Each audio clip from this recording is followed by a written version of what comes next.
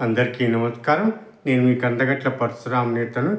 ఈరోజు ఒక మంచి విషయం షేర్ చేయడానికి మీ ముందుకొచ్చాను. అదేంటంటే, నేను ఉద్యోగంలో పదోన్నతి సాధిస్తే బాగుండు, నేను మరికొంత సంపాదించగలిగితే బాగుండు, నా సంబంధాలు మరింత దృఢంగా ఉంటే బాగుండు అని అనుకుంటాము. నేను నా మనసు ఏకాగ్రం చేసి కష్టమైన పని అంతా ఒక క్రమ పద్ధతిలో చేసి దానిని సాధిస్తాను అని మనం ఎప్పుడు అనం. కోరుకున్నది సాధించటానికి ఏం చేయాలో మనం ఎప్పుడూ నోరారా చెప్పం.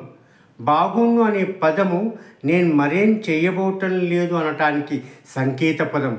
కాబట్టి బాగుండు అనే పదాన్ని ఉచ్చరించే బదులు సాధిస్తాను అనే పదాన్ని ఉచ్చరించండి. ఏమంటారు? బాగుందా? నచ్చితే లైక్ చేయండి, బాగా నచ్చితే షేర్ చేయండి. దయచేసి సబ్స్క్రైబ్ చేయడం మరొకండి. మరో మంచి వీడియోతో మీ ముందుంటాను. అంతవరకు సెలవు. ధన్యవాదాలు.